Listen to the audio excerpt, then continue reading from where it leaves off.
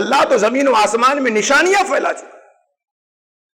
آپ سواری پہ جا رہے ہیں، بائک ہو، ٹو ویلر، کار ہو، فور ویلر، ہوائی جہاز ہو.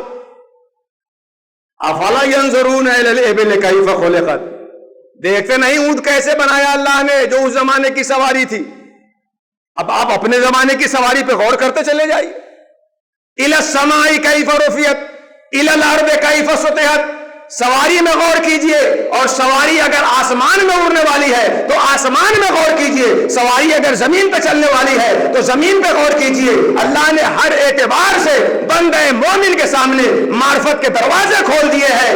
حیرت ہوتی ہے اس انسان پہ جو سمندر میں ڈوبنے کے بعد پانی کا قطرہ تلاش کر رہا ہو. اللہ نے تو اپنے معرفت کی نشانیوں کے سمندر میں ہمیں رکھ دیا ہے. ہر اعتبار سے اللہ تعالیٰ کی قدرت کی نشانیاں پھیلی ہے. اور ہم مسجد میں جاتے ہیں تب بھی اللہ کی نشانی اور اللہ کی یاد اور اللہ کی قدرت ہمارے ذہن میں دوبالا نہیں ہوتی. مسجد میں جاتے ہیں تو اس کی گھڑی سعودی سے آئی ہے کہ ممبئی سے آئی ہے یہ تبصرہ کر کے چلے جاتے ہیں، لیکن اللہ کی طرف توجہ نہیں.